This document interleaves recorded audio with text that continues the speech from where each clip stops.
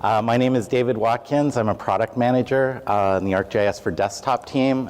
In particular, I'm the product manager for ArcGIS Pro. I am here with two of our lead instructors who teach all of our ArcGIS Pro classes, Robert Leclerc, David Reeves, and we're going to be going over an introduction to ArcGIS Pro.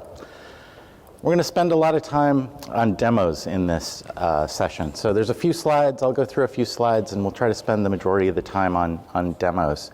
The other thing is I've got a whole series at the end of this of commonly asked questions.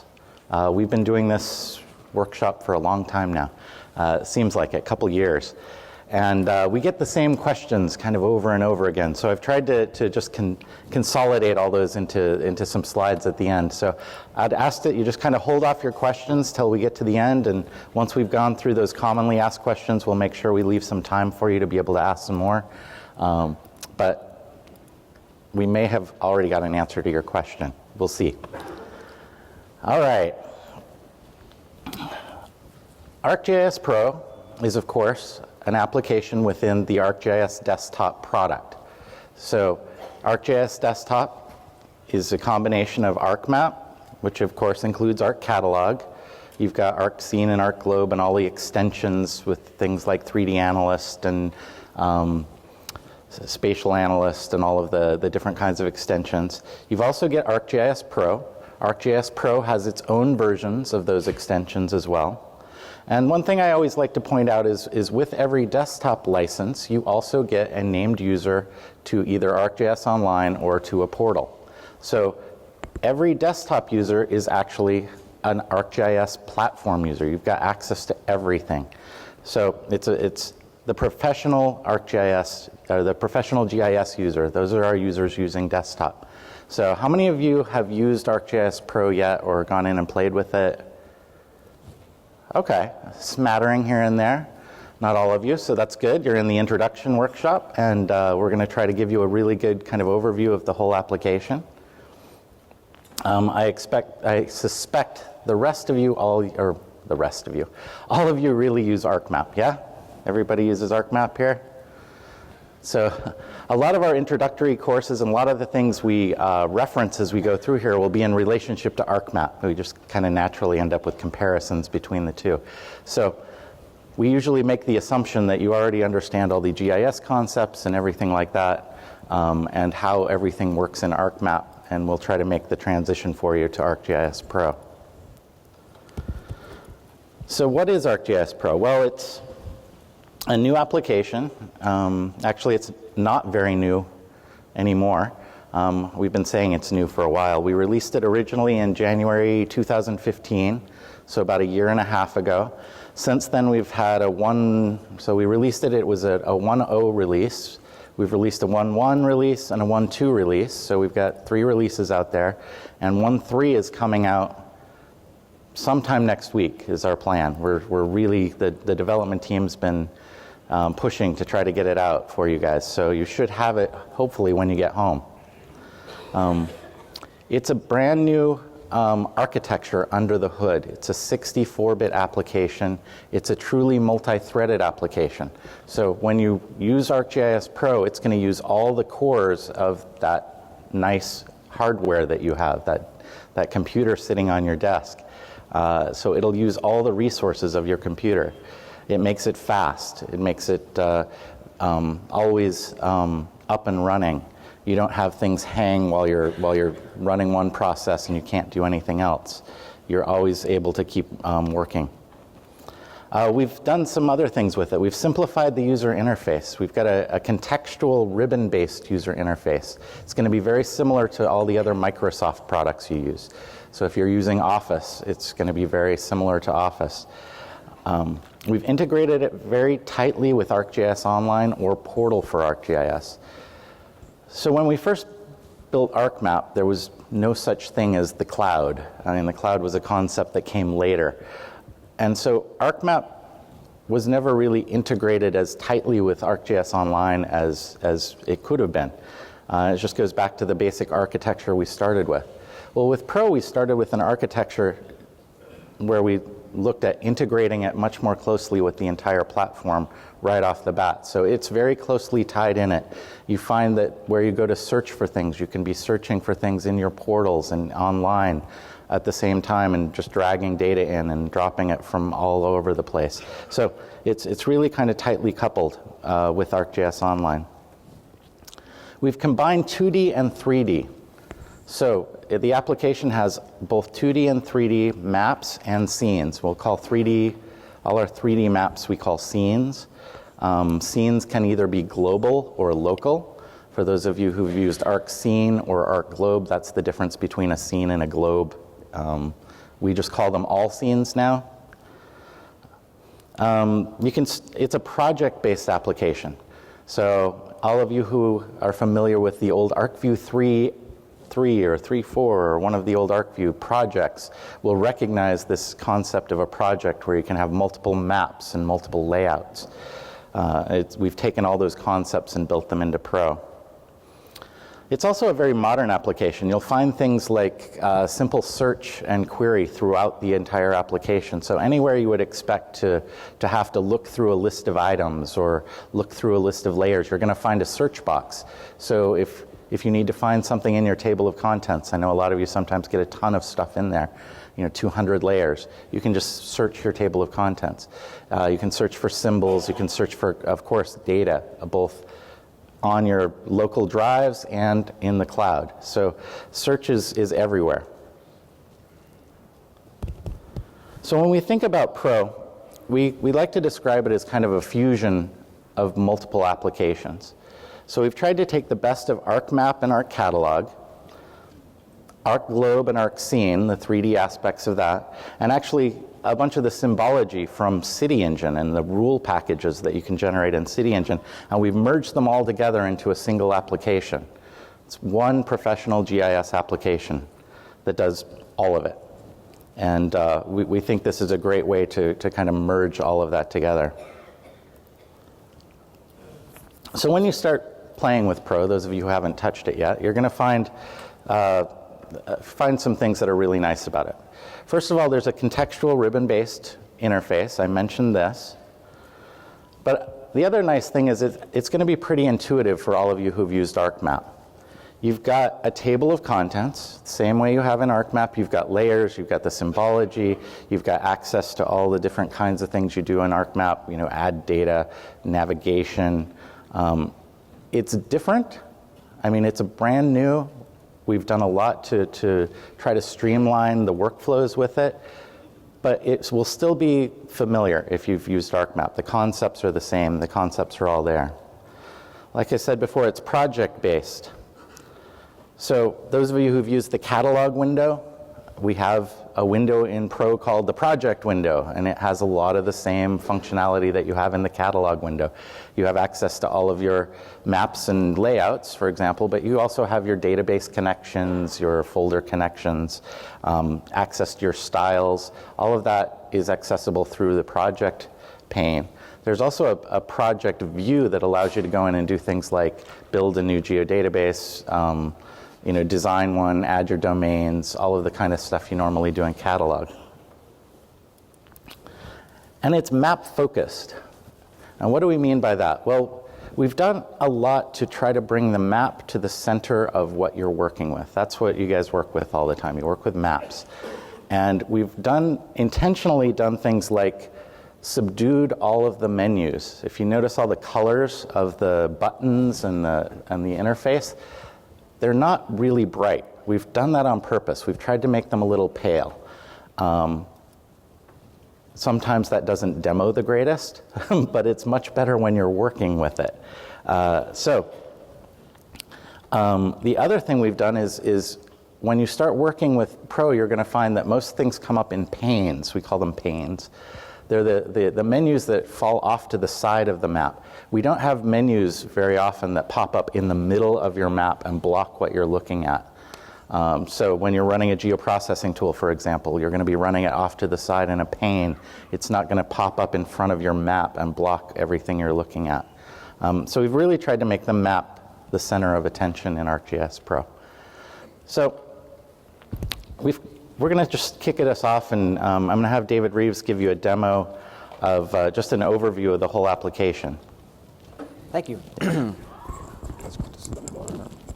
Howdy. Morning. I'm Dave Reeves. I'm an instructor in our San Antonio office. I teach a number of desktop classes, but our class about ArcGIS Pro is by far my favorite. So ArcMap it's a document-based experience where you work with map documents. In ArcGIS Pro, it's a project-based experience where you work with projects. Now, when you open up ArcGIS Pro, it's going to prompt you to create a new project. Here you can name your project, choose the location to store it, and when you do that, a number of things happen. I have a project here called Northridge. And when I created that project, it created for me what we call a project home folder here. Now this home folder is where everything about your project gets stored. If you look inside of here, there are already a few things get created for you automatically. So it creates for you a geodatabase, and it makes it the default geodatabase. It creates for you a project file ending in .aprx. This is the file that you would double-click on, and it would open up Pro and open up your project. Then lastly, it creates for you a toolbox, and it makes it your default toolbox in ArcGIS Pro. So your models and your Python scripts can be stored there. Now this project home folder is where your analysis output gets stored, your layouts, your folder connections, server connections, everything organized in one place. Now back over in ArcGIS Pro, it looks pretty familiar. On the left, we have our content pane, very similar to the table of contents in ArcMap. We've got our map in the center, and then on the right is our project pane, very similar to the catalog window in ArcMap. And this project pane is where you can access everything related to your project. Here I have access to multiple maps. These are synonymous with data frames in ArcMap. Here are my toolboxes and my models, connections to various databases inside and outside of my project home folder. My geoprocessing history is here now. It's no longer in a separate results window. It's right here in my project pane. Here are my multiple layouts, and then also various folder connections. Then at the top is our ribbon, our context-sensitive ribbon. And we've really tried to put all the tools you need right in front of you, so you don't have to go and add toolbars, look in context menus. We really try to put all the tools you need right in front of you. And it's context-sensitive. So if I click on these earthquake data, these are some points. When I select earthquakes, I get these additional contextual tabs up top. Let me show that again. Right when I click on it, those contextual tabs appear. I can go to Appearance and have easy access to setting scale ranges, transparency, the swipe tool, symbology, even labeling options. And like I said, it's context sensitive. So here, while I have some point vector data, I see point symbology options. If I go and select my polygons, well, now I have polygon symbology options. In ArcMap, if you were trying to change your symbology, the Layer Properties dialog box opens and you're locked to that dialog box. You can't do anything else in ArcMap until you've hit OK and that Layer Properties box is gone. On ArcGIS Pro, I could right-click on this polygon and choose a different color. But if I left-click on it, it opens up for me the symbology pane over on the side. So I have access to a gallery of kind of predefined symbols. I can also go to Properties and further customize the outline width. Meanwhile, I can still interact with my map while having this project pane open here, the symbology pane open on the side. We're really trying to put all the tools you need right in front of you. I have some elevation data also, some raster data. If I select that, my contextual tabs change here at the top. Now I have raster symbology options. Do I want discrete, stretched, classified? Making it a lot easier on you to interact with the software through the context sensitivity of it. Now on this map tab, the very first tab you land on, we've tried to put the most commonly used functionality here for you. So you can see on the left we've got your clipboard, cut, copy, and paste. Our navigation tools here. Now I'm really excited about this Explore tool. If you hover over it, you can see some keyboard shortcuts. But what we've done with this Explore tool is combine 3 tools into one. We've combined the zoom tools, the pan, and identify into one tool. So you don't have to keep going back to the tools toolbar in ArcMap and switching between tools. So with it selected, and I can tell it's selected because it's highlighted in blue, I can still use my mouse wheel to zoom in and zoom out. I can hold down Shift and draw a box around the area I want to zoom into, but I can click and drag to pan around my map. Or I can simply click once to identify a feature and bring up the Identify window here. We've also grouped together all of your selection methods. So we have your interactive selection, followed by select by attribute and select by location. And then easy access to base maps and adding layers into your map. That's all I want to show you for now. So I'm going to turn it back over to David to talk about analysis.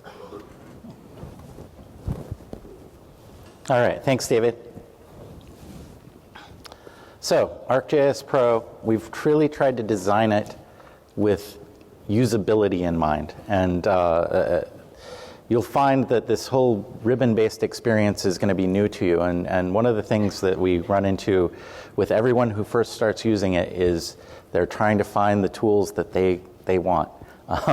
They're trying to find the tool that they're familiar with, and they don't have a way to bring up every single menu at once. So some of this stuff is kind of hidden. It takes a little bit of time to get used to that, but once you're used to it, we find nobody wants to go back to trying to find every toolbar.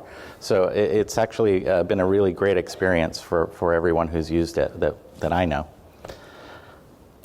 So what are the things you can do with Pro? Well, of course, you can do analysis with Pro. You can edit your data with Pro. You can make great maps and visualizations, and you can share throughout the whole platform, throughout the whole application. You can share all the aspects of what you're building in your projects. So we're going to start by talking about analysis a bit. So this is geoprocessing, right? The majority of the geoprocessing tools from ArcMap are in ArcGIS Pro already. By majority, I mean 99% of them. They are already there. There are some that are missing. There are some that are missing on purpose. ArcGIS Pro does not support coverages. Does that make anyone feel bad here? Yeah, see, I've had one person in the last session too. No support for coverages. I'm sorry. Anyway, so there are tools. There are geoprocessing tools that work with coverages. Those are not coming over. There's some others that we're still working on. Representations are changing slightly in Pro, and so some of the representation management tools aren't coming over. But for the most part, all the geoprocessing tools are in there. And we end up working in a geoprocessing pane, a pane off to the side, rather than working with menus that pop up in front of you. One of the nice things about this pane experience is it allows you to iteratively run through your GP tools and just go from tool to tool to tool without having to stop in between and bring up another menu and fill it in, so the results just kind of directly go into the next tool. It makes it a nice experience. Model Builder is there with all of the Model Builder building functionality. Python is there for all of you who work with Python. All of the different kind of analysis tools are there, the extensions, network analyst, spatial analyst, geostats, all of those are available in Pro right now. There's also a wealth of image processing functionality in Pro, and we've really been building the remote sensing aspects of GIS into Pro. So Peter Becker did a plenary demo on talked about remote sensing, but there's all sorts of great image classification tools. We've got tools for doing segmentation and training your data sets and doing all the kinds of things you would do with remote sensing. So it's becoming a very powerful raster analysis tool, or it is a very powerful raster analysis tool. So I'm going to turn it over to David again and have him give a demo of some of the analysis capabilities. Thank you. All analysis in ArcGIS Pro is 64-bit. Whether you're running geoprocessing tools or model builder or your Python. Yeah, they can't hear you. All right. So, whether you're running your geoprocessing tools. Is that any better? No? Do you want to trade? Let's try a different microphone. We're going to try this one. We've run into this in every session. We have one mic that's not as loud as the other. I don't know what it is. How about that? Better? Good. Like I was saying, all geoprocessing in ArcGIS Pro is 64-bit. Whether you're running your geoprocessing tools, your Python scripts, or your models you've made in Model Builder, they're going to hold, since it is 64-bit, it can hold much more data in memory when you're running those tools. So on the Analysis tab is where you can access your Model Builder, the Python window, and your geoprocessing tools. While we're looking at this, if I click on History, it takes me directly to my project pane where I can see my geoprocessing history. I can click on Python to open up the Python window, or I can easily begin creating a model by clicking on Model Builder. Now, I mentioned earlier that when you create a project, it creates a toolbox for you and makes it your default toolbox. So when I clicked on Model Builder, it created an empty model for me and placed it right here in my default toolbox. One of the things I love about ArcGIS Pro is the ability to view these things side by side. So you've noticed I have different tabs up here, viewing my maps and my models all together. So I can view my models and my maps side by side here, which I love getting to do. And with your model selected,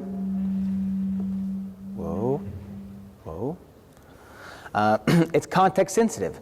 So with my model selected, I get my Model Builder tabs up on the ribbon, allowing me to save, interact with my model, work with the layout, validate it, set iterators, work with conditional logic also.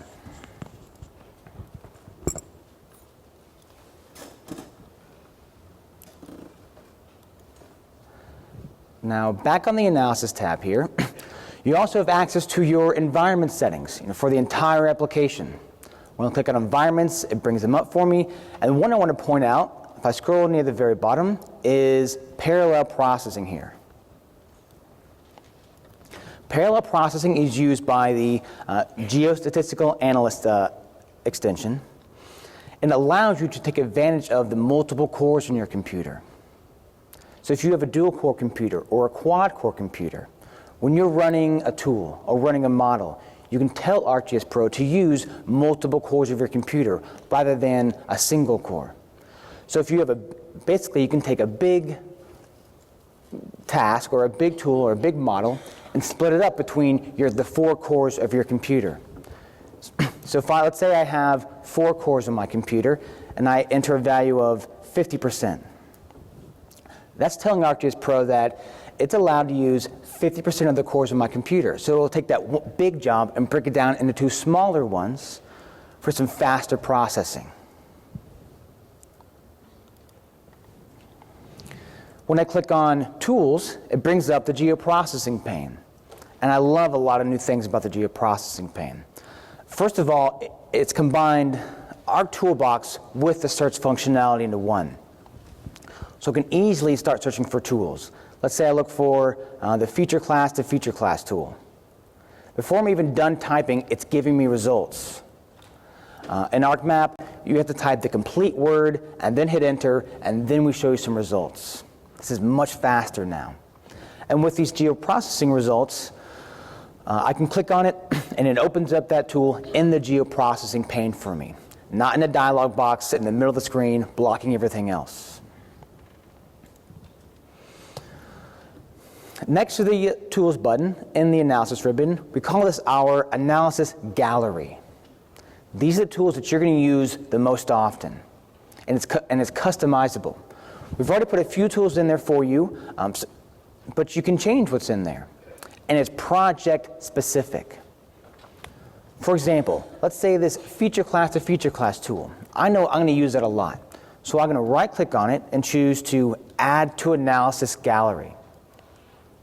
And now I know I can scroll to the very bottom, and it should be right there for me, feature class to feature class. I can customize this. I can reorder these, move them up or down, and remove them even. Let's move this one to the very top. Let's see. There it is. And so now I have quick access to these tools without having to go and search for them in my geoprocessing pane. We're trying to do all these things to put the tools you need right in front of you so you don't have to go and hunt for them in the toolbox or add in toolbars like an ArcMap. But it's project specific, like I said. So if one project deals with data conversion and projections and transformations, fill the analysis gallery with those tools. If you have another project that works mostly with 3D data, fill that analysis gallery with your 3D analysis tools. Alternatively, I could right-click on a tool and choose Add to Favorites. If I do that, then it's automatically listed here when I open up the geoprocessing pane. So you don't have to go and search for them. Now this is over the entire application, so it's going to get carried over for every single project. So you don't have to go and search for feature class to feature class every single time you'd want to use it. Now one tool I'm excited about that I want to show you is called Analyze Tools for Pro. It's a simple tool. There's only one input and one output. If you've written any Python scripts in maybe version 2.8, or if you've built any models in ArcMap, and you're curious about their compatibility with ArcGIS Pro, that's what this tool is for. The input can be your Python script or even your model or a Python toolbox, and the output will be a text file. So if I put in a Python script, the output's going to be a text file that says, for example, on line 7, it says this, and it needs to say that. It tells you exactly where and what you need to change for it to be compatible with Python 3.4, which is what ArcGIS Pro uses. I've seen this ran a dozen or so times, and most of the changes, actually all the changes, have been able to be made in less than 5 minutes. Mostly I've noticed the need for some additional parentheses around a print statement, and then also referencing projects as opposed to MXDs like you did in ArcMap. If you built a model in ArcMap and you want to check its compatibility, place it in here, and the output text file will tell you if that tool is in this version of ArcGIS Pro or not. If I go to the geoprocessing options, I can even choose to check this box right here. It says Analyze Script and Model Tools for ArcGIS Pro Compatibility. So I can have Pro automatically check those tools and those scripts for compatibility here. Something else that I really enjoy in the geoprocessing pane is if you are going to use a tool that could potentially consume credits. Well, then you're going to notice that it has a small coin icon next to it, indicating that if you use for example, if you use our geocoding service, then it could consume credits from your account. After the analysis gallery, you have access to network analysis, and then lastly, raster functions. Raster functions are really neat. They're available in ArcMap, but in ArcMap, you can only use them on mosaic data sets. In ArcGIS Pro, you can use raster functions on any surface. Now, the difference between a raster function and a geoprocessing tool is the output. Geoprocessing tools always create a file for you, or almost always create a file for you. With a raster function, it creates a virtual layer stored in your map. Think about how much time you spent waiting for imagery tools to run. Most of that time is taken up because it's creating a really large file for you. But with raster functions, it creates just a virtual layer. For example, a hillshade. Your hillshade, most of the time, is just for rendering, just to kind of improve the visualization of your map. It's not actually going to be used as an input for any other geoprocessing tools. So you don't actually need that file. And since these raster functions don't create a file, they run incredibly quickly. They run in seconds. And so if you run a raster function and you decide, well, I want to change some parameters a little bit, you can easily delete that virtual layer and rerun the whole thing over again in seconds, Whereas if you ran it as a geoprocessing tool, you have to wait for it to generate that whole large file all over again, just taking up more space on your computer. So those are all the things in analysis that I'm really excited about using in ArcGIS Pro. I think now I'll hand it back over to David so he can talk to you about editing in ArcGIS Pro. Thanks. I'll try not to trip. All right, so analysis, very powerful in Pro. The fact that it's 64-bit, we've also done a large number of improvements to the back end of geoprocessing in Pro. So I think you're going to find that geoprocessing actually runs faster in Pro than running it even using the 64-bit ArcMap version. So we're going to move on to editing a bit. So of course, this is a 2D and a 3D application, so you can edit completely in 2D and 3D. We've done some things to simplify the editing session. So because of the contextual nature of ArcGIS Pro, we know when you're editing something because you're going to an editing tab or you're going to a create features tool. Based on that, we know when to start and stop your editing sessions. The software knows. So you don't have to do that yourself. You don't have to go hit a button that says start editing, stop editing. We, of course, provide all the functionality to edit enterprise geodatabases, all the versioning, all the version management, multi-user editing is available in ArcGIS Pro. There's some new concepts in ArcGIS Pro, something called group templates. Group templates allow you to combine edit operations into a single step. So if you have a certain type of feature that you always add and it's connected to another kind of feature, you can combine those two things, and then every time you add one, you'll get two or three. It's just kind of a way to make the editing more efficient. At version 1.3, which is the one I said is coming out next week, we support geodatabase topology.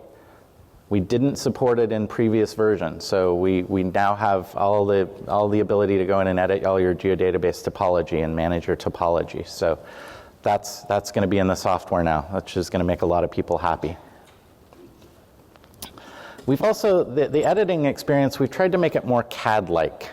And by CAD-like, I mean we provide a lot more kind of feedback as you're editing. We'll pop up and show you distance and direction as you're adding a feature.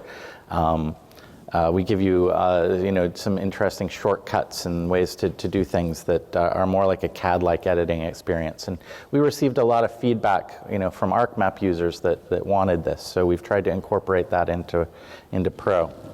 So I'm going to let Robert show you some of this stuff. And I'm going to pass the mic over to him.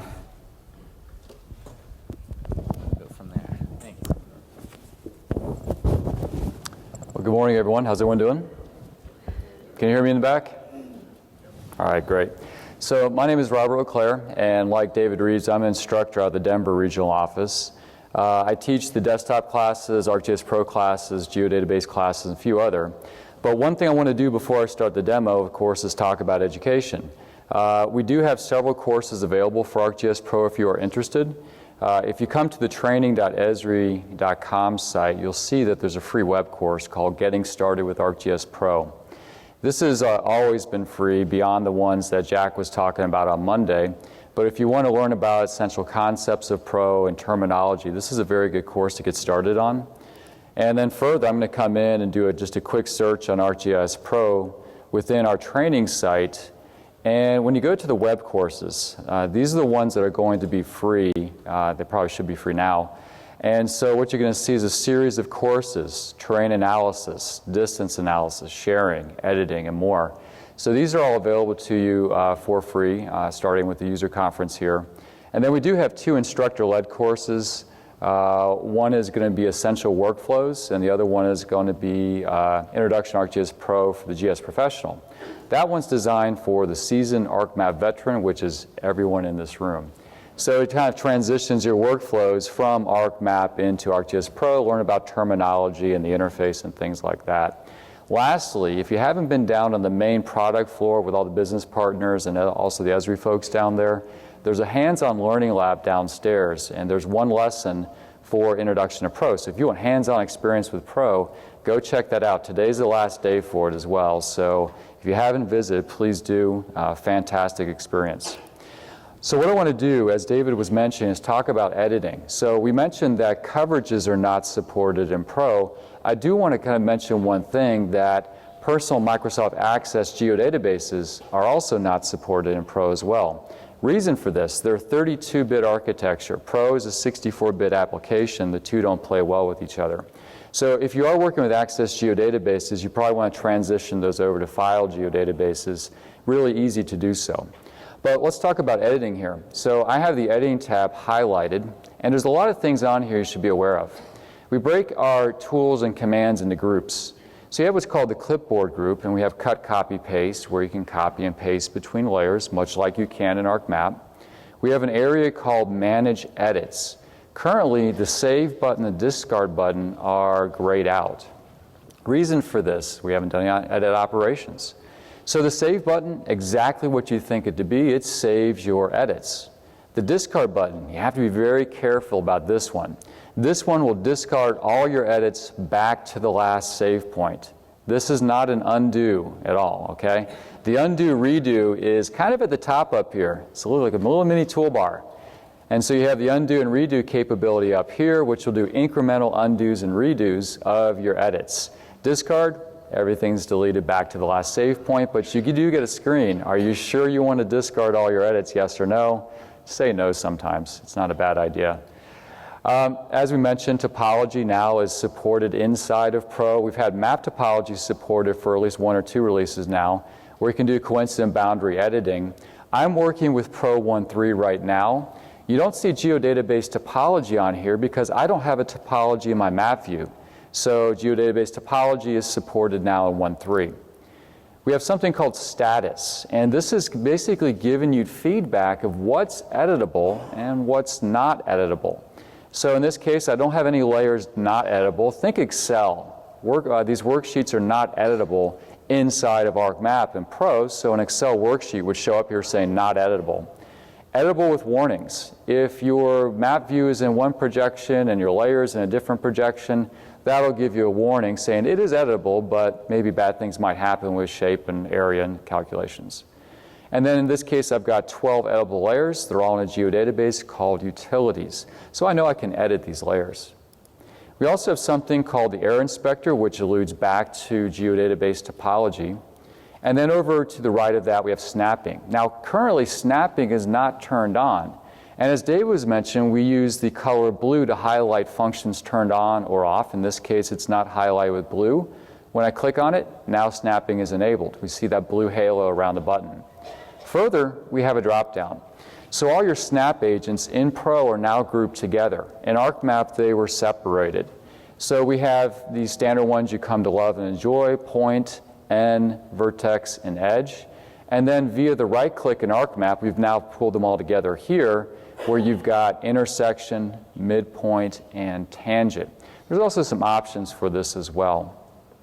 Now, if you want to go in and create a new point, line, or polygon, what you do is you click on Create. And what this does is opens up the Create Features pane. And this is P-A-N-E, not P-A-I-N, okay? Just so we're clear on that. So in the Create Features pane here, we work within feature templates. Now, feature templates have been around for quite some time. So we have those inside of Pro, and you can see quite a few of them here for different types of layers. What I want to do is go to the water laterals. And here we have all our different construction tools that I can use to digitize in a new line. And if I want to go in and create, say, a new line, notice it's now giving me a snap tip and telling me what I'm snapping to. The water mains layer via an edge. I can go in, click and set a vertex, and start drawing out my sketch. If I want to set a particular distance, for example, I could right-click. And what you'll see here is the same type of context menu that you had inside of ArcMap. So very familiar editing experience here. If I just want to freehand it, I'll just go and drop it in, and then I'll hit F2 to finish, or double-click, or right-click, and then I have my sketch converted into a feature. Now, I can go further into here, do some edits of the attributes. I open up the attributes pane, type in whatever values I want to here, and then I would click on Save or continue my edits. Now, one thing that we've also pulled out that was buried inside of ArcMap is the ability to look at your geometries. So if I click on geometry, here are all the vertex XY coordinates. This was buried functionality inside of ArcMap. You had to go to a toolbar, figure out which one it was, and then you could go and see all the vertexes. Here, it's brought to the front. If I want to go in and modify my existing feature, I can click on Modify, and we break these into categories: alignment, reshape, divide, construct, and topology with the 1.3 Pro. So you can do all types of modification of your points, your lines, and your polygons. Now I'm going to go in here and delete this, and we'll get rid of it. Now in other tabs, we do have selection. Here you can do interactive selection as well. So let's go in and select this water main. I'll make a box, and notice it doesn't select. Well, there's a reason for this. What I want to do is go over into the Contents pane, and you'll notice we have a series of buttons up here. On the left, it's List by Drawing Order. To the right of that is List by Source. You can see if it's coming from a geodatabase or a folder for shapefiles. And you also have something called List by Selection. Notice in here that the series of checkboxes we have, some are checked on, some are checked off. Well, in this case, water mains is not checked on, so I'll do that here. And now I can go in and select that water main. We have some other ones, List by Editing, so I can choose which layers are editable inside of Pro simply by just coming in and checking on or off these boxes. So the templates will know when a layer is editable or not. And then we have List by Snapping. For folks that have been working in ArcMap for a long time, you now can go back and control which layers you're snapping to simply by checking on or off a box. This kind of went away, I think, in 10.0 ArcMap. We brought it back. In ArcMap, it's called Classic Snapping. You might remember that. We have List by Labeling, which actually brings me to a nice point. Maplex is the default labeling engine in Pro. In ArcMap, it's a standard labeling engine. So you have to consciously go in, change it over to Maplex, and work with it. In Pro, it's now the default, which is better because it gives you a lot more options for placing labels. And then we also have List by Charting. Now we have other commands on here as well. We have Clear, so I can clear the selected features. I can hit the drop down here for different types of tools. But as David was mentioning, we have the ability to do what's called a group template. So what I'm going to do here is kind of work with this, and I'm going to go back to the Create Features pane.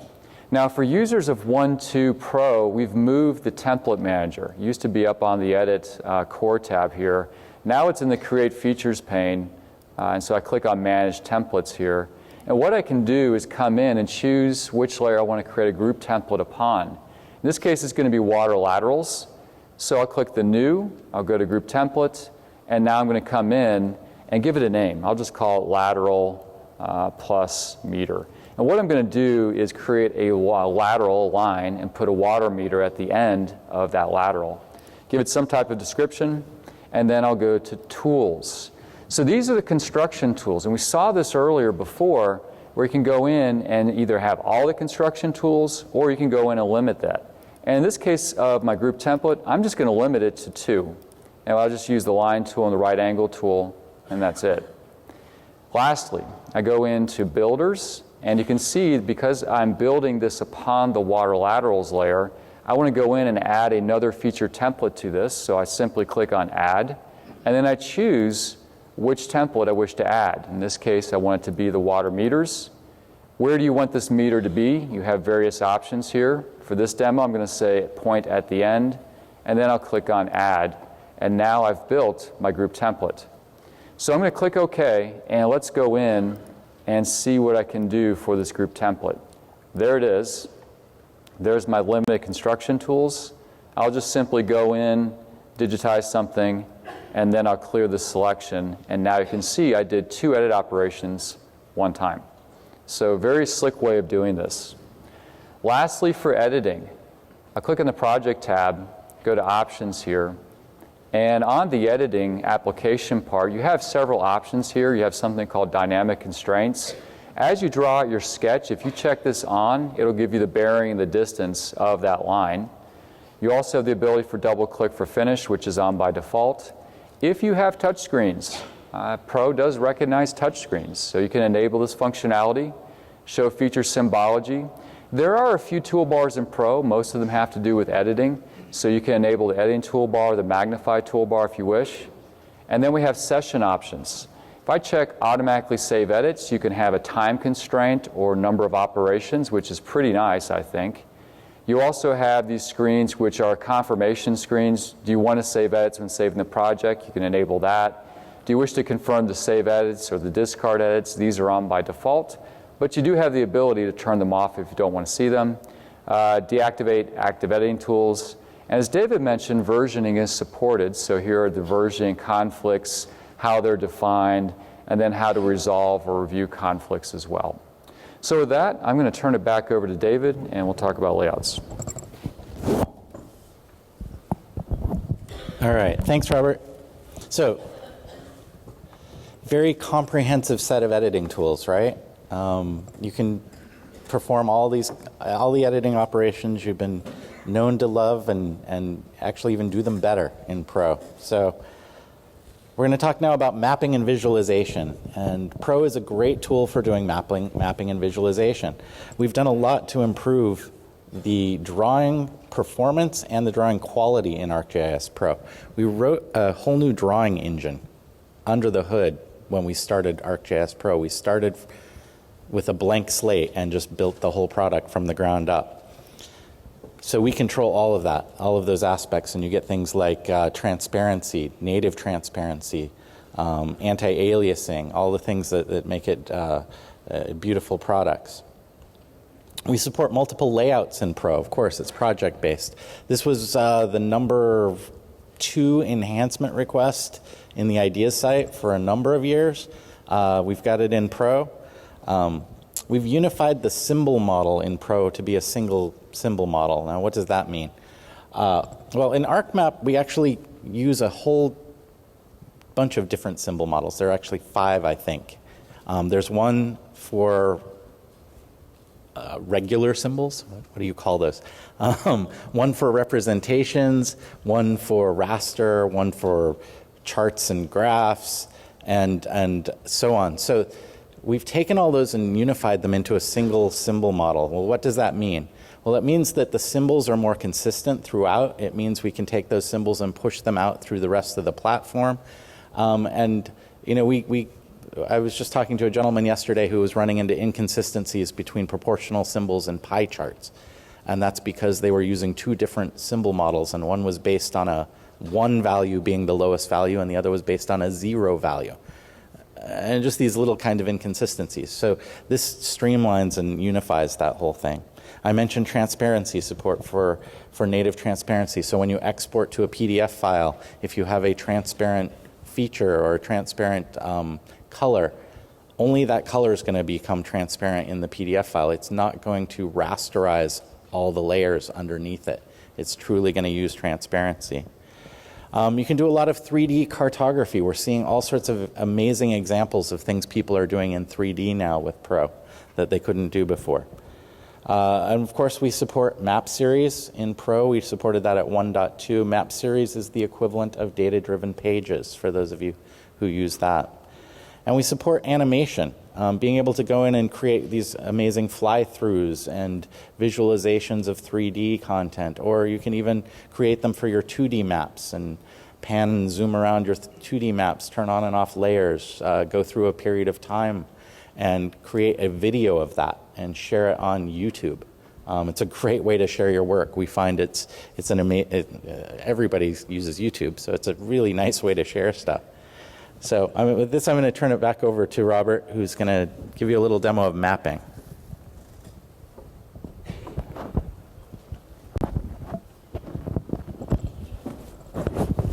Okay, thanks, David.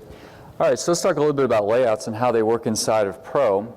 Now, currently, if I go over to my project pane over here, you'll notice that we have a layouts group, and currently there's one layout in here called Mapbook.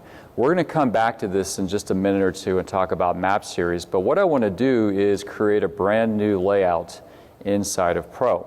So I'll go to the Insert Core tab, and I'll have this new layout option, and you'll notice that it gives you a preview of what type of layout you're going to create.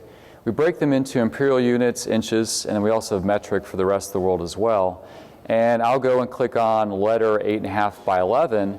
And what happens here is it creates a new layout for you, and there's nothing there. And this is by design. So before we talk about why, let's go look over the layouts group. Notice now we have 2 layouts. So Pro does support 1 to N layouts, many layouts. Now the reason this particular layout is empty, remember we can have multiple 2D views, multiple scenes, local, global. Pro doesn't know which one you want to bring in. So you have to use bookmarks. Well, that's one way of doing it, but it's wise to use bookmarks to bring in these different map frames. So let's say, for example, I have this area right here, and this is the extent that I wish to see in my layout. What I can do is come into Map, and I'll just say, create a new bookmark. We'll call it Bookmark 1. And then I'll go back out to my layout, and I'm going to insert in a map frame for this bookmark. And then it drops it in for me, and there it is. So inside of this layout, what I want to do is start designing it. And so I'm going to use a series of guides to snap this to margins for the top, the left, the right, and the bottom.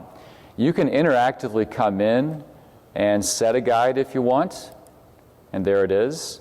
I'm going to go and remove this guide and show you a faster way. Let's say that you want to have guides on a 1/2 inch all the way around.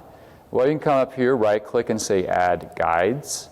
And then you have the option, horizontal, vertical, both. I'll say both, and I want them to be offset from the edge. And lastly, I'll say 0.5 inches, and click OK. And now I have 4 offsets for the top, the left, the right, and the bottom.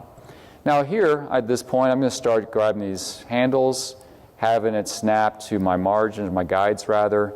And I'm going to create some space here so I can bring in some other elements as well. All right, so we'll put this kind of front and center here. So I'm going to apologize in advance. If there's any cartographers out there, please don't judge me. Okay, I'm just going to go ahead and put in some elements and not make a cartographically pleasing map, so apologize in advance. So what I'm going to do here is come in and insert in a north arrow. And all the north arrows that you've come to love and enjoy in ArcMap are in fact in Pro as well. So I'll click on this very first one here. It brings it in. I'll resize it so everyone can see this and drag it down and snap it to the guides at the bottom. Now, as soon as I have this north arrow selected, notice that we have a contextual tab system for the north arrow.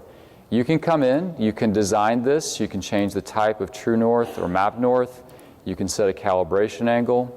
Further, you can come in, control the format as far as maybe changing the north arrow, the size and position, or the alignment as well. Now, one thing to keep in mind, look over in the contents pane. You have this layout. You can rename it anything you want, but it's starting to kind of add these elements into the contents pane. And you have the ability to lock them, which allows you to prevent accidental movement of these elements just by simply locking them. I'm going to come in and do insert. I'll say insert in a scale bar. We'll grab the first one as well. And I'll bring this one in. We'll kind of zoom in a little bit and take a look at this. And it gives us default units. And sometimes this is not the best units here. You can go and change these if you wish. Notice again, a contextual tab is opened up for scale bar. You can control the design. You can control the behavior when you resize it. You can go and change the division values. So I'll do 0.1, for example. So as I resize this, it will update as needed. Further, you can come in, change the format of this. You can preview it. You can see the text symbol. This is new functionality in Pro, is a preview of the text. Microsoft has been able to do this for a long time. Pro finally does it. So you can see the different preview of the fonts here, which is very nice. Control the size and position and align it to other things as well. So let's go back to layout, zoom to the full page, and we'll do one more. We'll come in, we'll insert in a legend, for example, and I'll just drop that in here as well. We'll put this at the top, and now you can see all the layers that are in the map view are now in the legend. Now there's a couple things in here that are kind of blank, like encumbrances or address points. Well, maybe we don't want those to be in the legend. How can I remove them? Well, very easy. You come in, you can come over to Design, and notice the contextual tab opens up for this as well. And I can come in and choose which layers to have available inside of my legend. So let's get rid of encumbrances, let's get rid of address points, And then when I move it up, notice they're removed from the legend. If you want this to be 1 or 2 columns, just resize it, and Pro will go in and make it 1 or 2 columns based on the resize. And of course, you can format as well. So these are just a couple key things that you can do with layouts. Certainly, there's going to be dynamic text. There's going to be the ability to insert graphics, your logos, items like that that you do inside of ArcMap. Last thing I want to cover with layouts is map series. So I'm going to go to a map book that I have already. This one is not necessarily a map series. It's just basically the layout that I designed for my map series. So I've got some dynamic text in here. I've got a legend. I've got some scale bars and north arrows. And what I want to do is basically make a map series of a particular area of the city. Now, there's a couple ways you can do this. I'm going to go and zoom to this polygon feature class that's basically a series of squares. In ArcMap, what you would do is run a geoprocessing tool called Grid Index Features to create these squares. You could do that in Pro, or you could use any layer you want to be part of your map series. It's up to you and how you wish to do this. I'm going to use this set of polygons that I created previously to create my map series upon.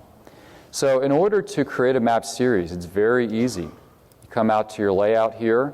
You'll notice on the page setup what we have is map series with a Ghostbuster sign on saying it doesn't exist yet. And so I'll click on my drop down and I'll say let's go in and enable it. So we'll enable the map series.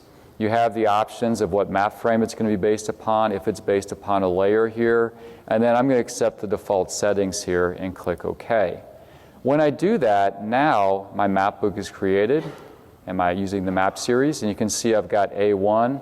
It lists out the different grids that I could want to use. So I could click on A4 and it'll switch over to A4. I can go look at C2 and switches over to C2. Or I can come in and just incrementally go through each map. Lastly, when you start talking about layouts, you can also come in and share. You can export your map series out to a PDF. I had a question yesterday, does Pro support GeoPDFs? Yes, just do the export map georeference information. You also have a lot of the other raster formats here as well. You can do traditional printing methods. You can create layout templates, and then you can also package these as well. So with that, I'm going to switch it back over to David, and you're back on. All right, thanks, Robert. Got to find a place to put this. There we go. All right. So, how many of you guys use data-driven pages? I'm just curious. Holy cow. Did any of you ever use the DS Mapbook developer sample? A few of you. Okay. Do you remember the contents pane in there? And how you got a list of all the pages? Yeah, we added that into Pro. We never got that quite added to ArcMap. But I think it's a really nice enhancement. All right, other things you can do with Pro. Of course, you can share. And Robert showed exporting, sharing via paper map. You can print and do things like that. You can also share web maps and web layers directly from Pro to either ArcGIS Online or Portal. So what does that mean? That means if you've published maps before from ArcMap, you end up publishing a service. You might have to publish 2 or 3 of those, and then you have to go into ArcGIS Online or Portal and assemble those together and author your pop-ups and build your web map in ArcGIS Online.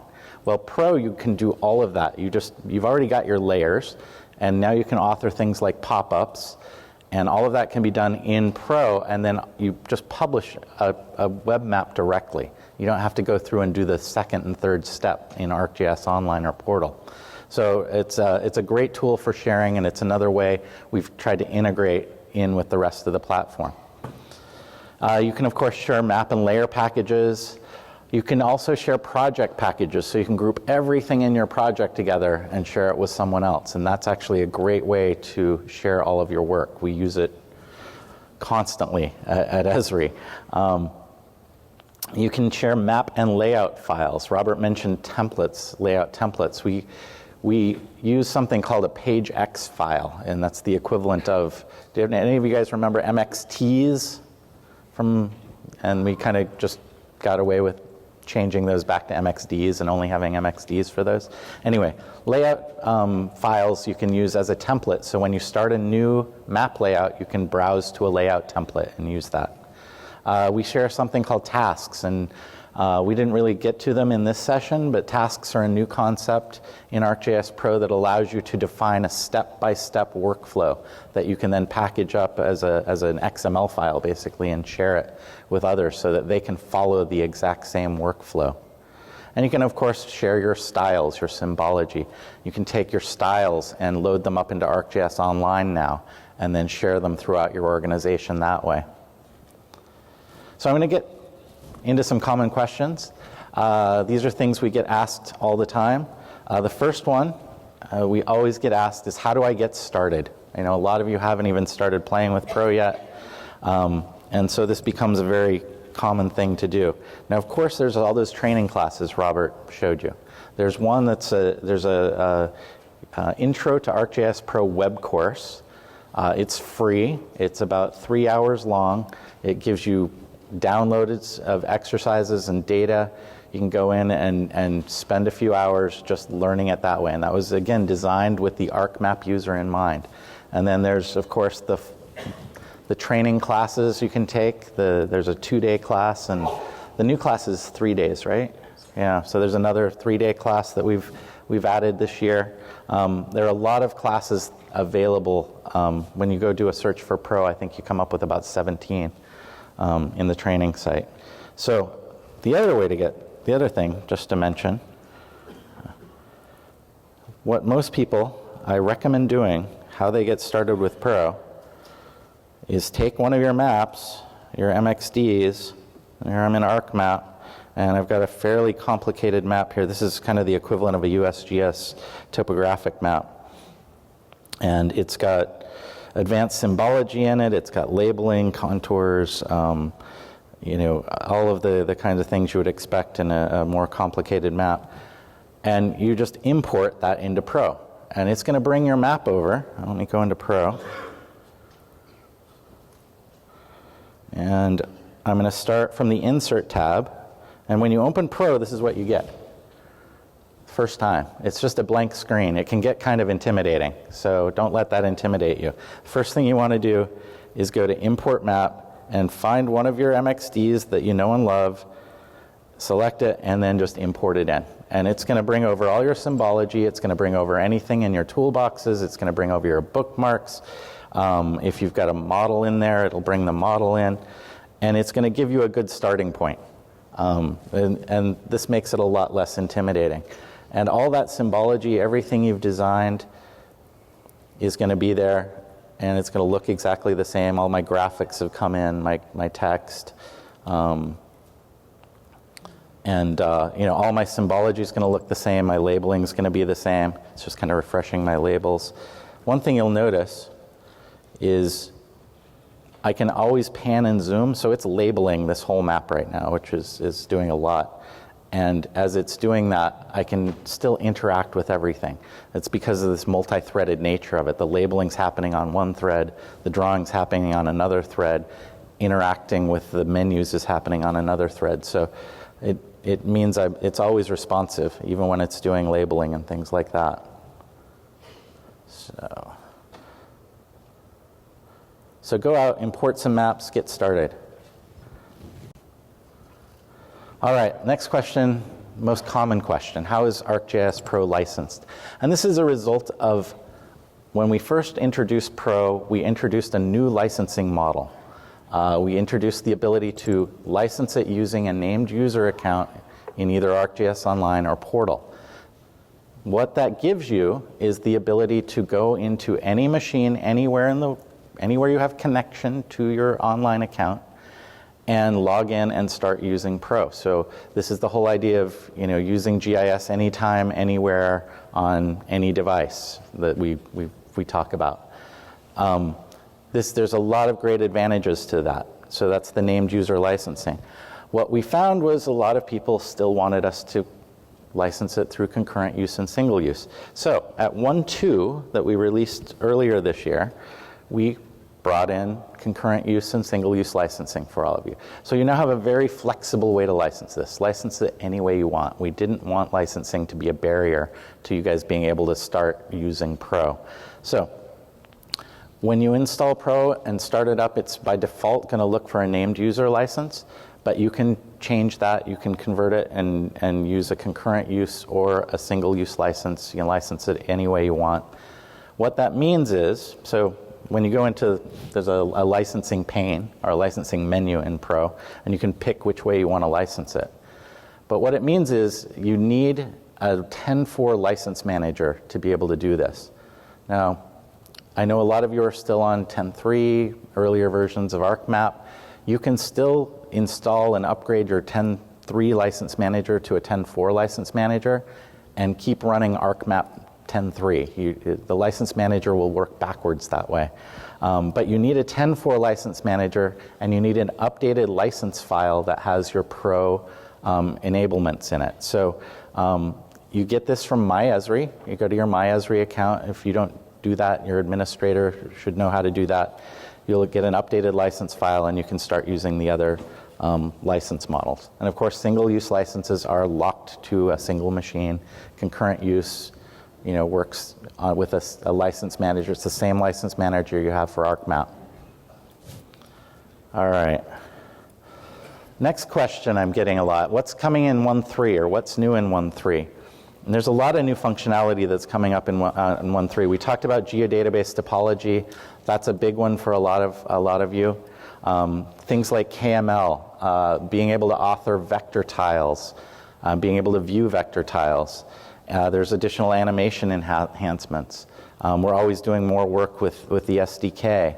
And there's a lot of this image classification tools and on and on. There's a lot of new functionality coming out in 1.3.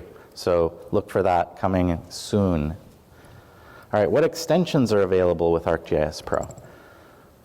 So the majority of the extensions that you're using in ArcMap are available in ArcGIS Pro. So spatial analysts, 3D analysts, network analysts, geostats, you can read through them here. Most of these are identical to the ones you've been using in ArcMap. 3D analyst is one that changes quite a bit though. So in ArcGIS Pro, you can view in 3D, you can edit in 3D, you can do all sorts of these visualizations in 3D in both globe views and scene or globe and local views. All of that without a 3D analyst license. So what you need 3D analysts for in Pro is all the geoprocessing, the actual analysis. So we've made it a real 3D analysis extension. In ArcMap, you need 3D analysts for ArcScene and ArcGlobe. So, we get rid of that dependency on 3D analysts for viewing and working with 3D in a lot of ways. All right, can I virtualize ArcGIS Pro? How many of you guys work with ArcMap virtualized, either through Citrix or VMware of some kind? Yes, so Pro virtualizes very well. It has some higher system requirements, which you need to kind of be aware of. And it has some more advanced GPU requirements and things like that. But it does virtualize very well. It means, we may need to upgrade some of the servers to support the same level you're getting with ArcMap. But we've been actually using virtualized machines at the conference here down in the desktop island. All of the machines down there running in that island, we've been running off of one server that's then feeding all those machines. And if you get a chance, I know the showcase closes at about 1:30 today, but if you want to go see how that performs, you can go down and look at it. Other place we've been showing it is that big NVIDIA wall that we had in the sale area over at the map gallery. I don't know if any of you guys saw that. It's running 12 instances of ArcGIS Pro on one server, and you can see the kind of performance you get. All right, the next question, how can I customize ArcGIS Pro? And we kind of talk about this in a series of increasing depths of how much you want to customize.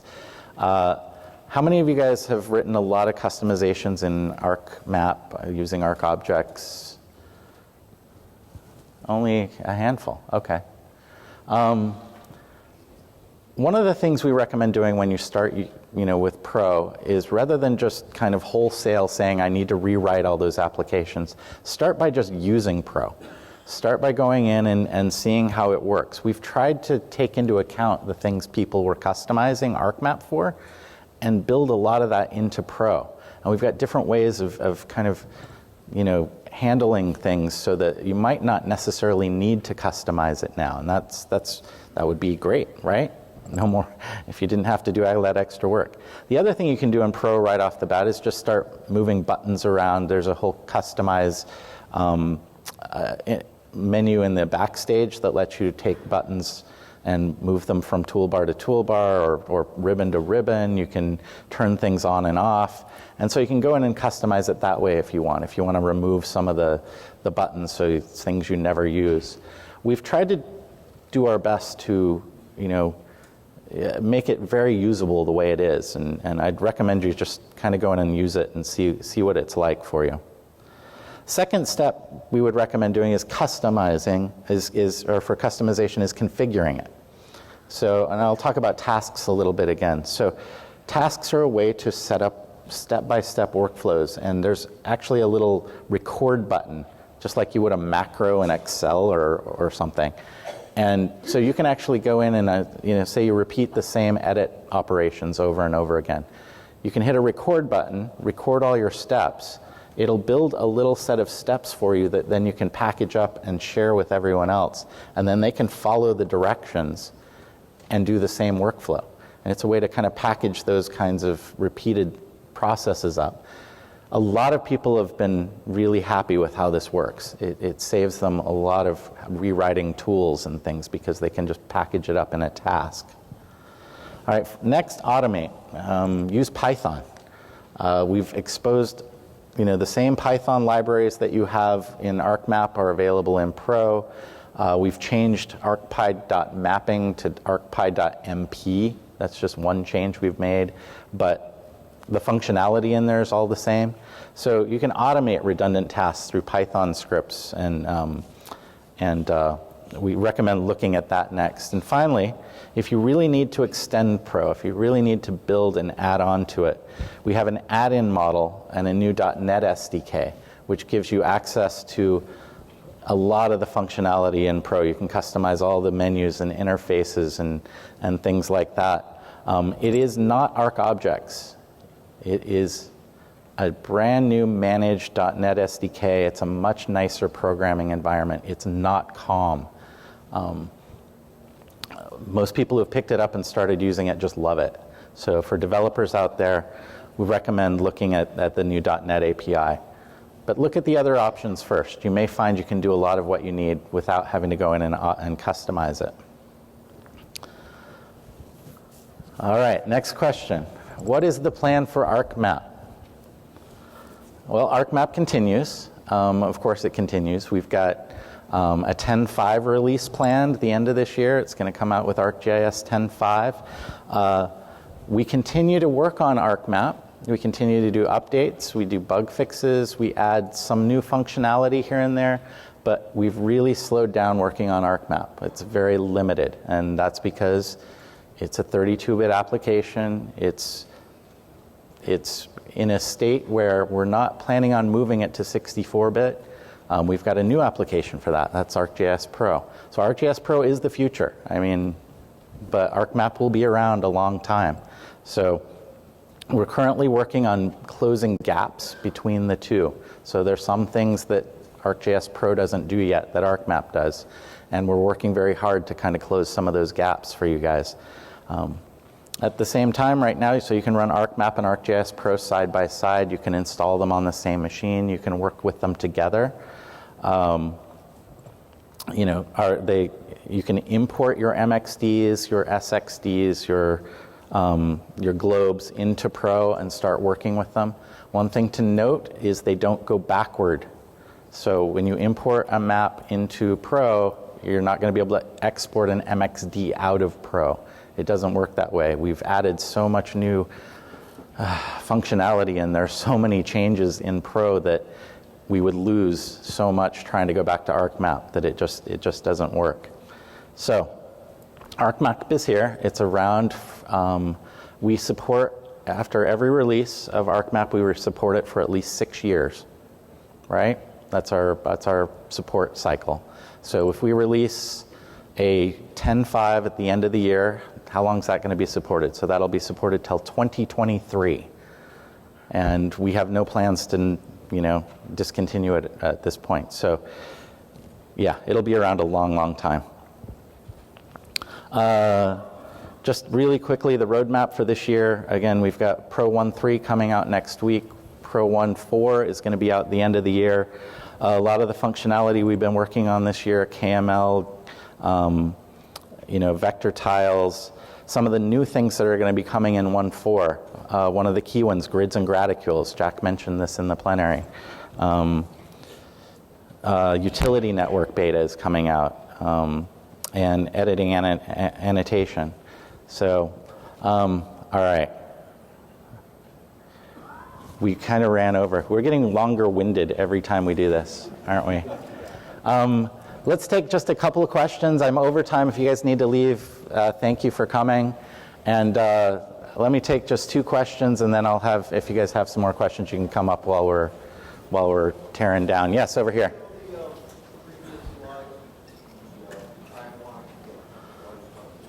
Show the previous slide, the timeline. Well, that was an easy question. Okay, anybody with a question? Oh, over here. Yeah, you first. So I was wondering if extensions like XTools or tools like that will be available. How are those available in ArcGIS Pro? So will extensions, like you mentioned, like XTools, will they be available in Pro? So XTools are written by a business partner of ours. It is up to them if they want to try to build a version for Pro. I don't know if they have plans to. Pro changes quite a bit, so some of the functionality you might get in XTools is probably already in Pro. But there are other extensions as well, the production mapping tools and things like that. They are working on building those extensions for Pro. So a lot of them and a lot of the partners I know have plans to do that. It just depends. How many acres is big? How many acres is big part of what I used to do? So if they like doing that, so if there was a replacement, if the partners I don't know. Okay, so one of the things I like to do is calculate how many acres or how. That's one of the things XTools does. Is there a replacement? I don't know if there's a tool that. There probably is, actually. Okay, there is a tool for that, actually. Add geometry attribute, but yeah, it's right here. And could I tell you how? Oh, okay. So, well, let me just start. Okay, he's asking about what my laptop's set up like, so how much memory it's got and things like that, just to compare. Let me start with just, the system requirements for Pro are higher than they are for ArcMap. I think we minimum 8 gigs of RAM. We recommend 16 gigs of RAM. We also recommend getting, current graphics cards. So my machine right now is configured with 16 gigs of RAM. It has one of the nicest graphic cards you can get. It's an NVIDIA graphics card. But yeah, so, and okay, we'll do one more. Can you add your own tools to the galleries or favorites? Yes, if you create a script tool, yep, you can add them to the gallery.